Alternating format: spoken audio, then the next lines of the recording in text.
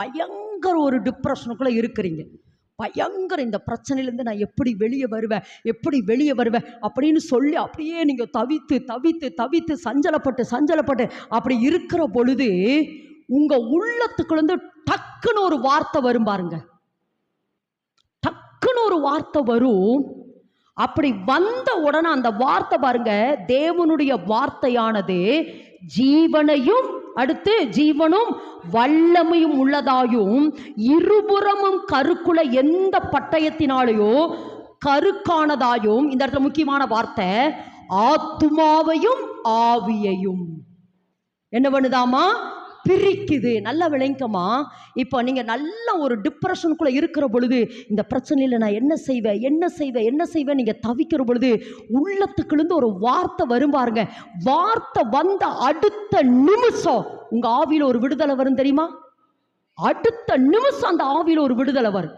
இப்ப இது என்ன பண்ணுதாமோ, இந்த ஆவியும் ஆத்மாவும் போட்டு நல்லா பிணைஞ்சிட்டு, இந்த ஆவி ஆத்மாவை பார்த்து அவளாதான் முடிஞ்சிச்சுன்னு சொல்லுது, இந்த ஆத்மா ஆவியை பார்த்து அவளாதான் லைஃப் முடிஞ்சிச்சு, ஜாக்லின் அவ்வளோதான் முடிஞ்சிச்சு. கடந்த வாரத்தில் தான் நான் சொன்னேன். ஆமா, ஒரு நாள் அப்படி பயங்கர டிப்ரெஷனுக்குள்ள நான் இருக்கிற பொழுது எனக்குலேருந்து ஒரு வார்த்தை, ரிலீஸ் அப்படின்னு ஒரு வார்த்தை. போன வாரம் இந்த சாட்சியை நான் சொன்னேன். அந்த சொன்ன அடுத்த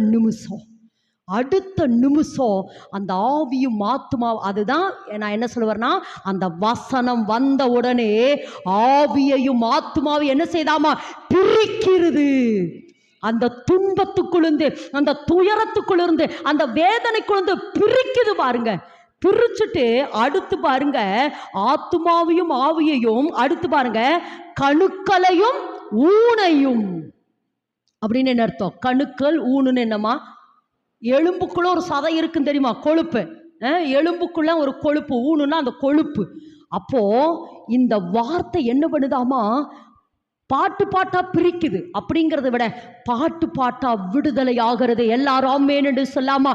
எல்லாரும் ஆமென் என்று அதாவது இது இருபுறமும் கருக்குள்ள பட்டயம்னு சொல்றோம். அதனுடைய அர்த்தம் என்னன்னா, ஆத்துமா ஆவியை நம்மளால பார்க்க முடியுமா? முடியாது. ஆனா கணுக்களையும் ஊனையும் பார்க்க முடியுதுல, இதுதான். அதாவது என்னன்னா, உன் ஆத்துமா ஆவியையும் பிரிச்சிருமாமா. ஆத்துமா ஆவியையும் பிரிச்சது மாத்திரமல்ல, ஏன்னா அந்த எப்படி என்ன நடக்கணும்னு சொல்றேன். இப்ப ஆத்துமா ஆவி அந்த வார்த்தை வந்த உடனே டக்குன்னு ரிலீஸ் ஆயிரும். ரிலீஸ் ஆன உடனே அடுத்து உங்க வாயினால் அந்த வார்த்தையை அறிக்கையிட கணுக்களையும் ஊனையும் பிரித்து அந்த டிப்ரெஷனுக்குள்ள கர்த்தர் அதை வெளியே கொண்டு வரார். தேவனுடைய வார்த்தை ஜீவனாயும் வல்லமையுமாயும் உள்ளது. அதைத்தான் சொல்றாரு. உன்னுடைய என்ன அட்மாஸ்பியர் இருந்தாலும் சரி, ஒரு சேலஞ்சோட நில்லுமா. உன்னுடைய அட்மாஸ்பியர் என்ன வந்தாலும் பரவாயில்ல, மரணமானது ஜீவனாலே விழுங்கப்படு. உன்னுடைய எந்த சூழ்நிலையா இருந்தாலும் வசனம் அதை விழுங்கும், வார்த்தை அதை விழுங்கும். ஏன்னா அந்த வார்த்தைக்கு என்ன உண்டு? ஜீவன் உண்டு மகளே. அந்த வார்த்தையில ஜீவன் உண்டு. அந்த வார்த்தையை பேசிட்டே இரு. அந்த வார்த்தையை நீ பேசிட்டே இரு. பேச அதாவது நான் என்ன சொல்றேன்னா, அதுக்குத்தான் நீங்க அந்நிய பாஷையில ஜெபிக்கணும். நீங்க அந்நிய பாஷையில அப்படியே ஜெபம் அந்த வார்த்தை வரும் பாருங்க. ஏன்னா நிறைய சொல்ல முடியும், எனக்கு நேரம் இல்லை.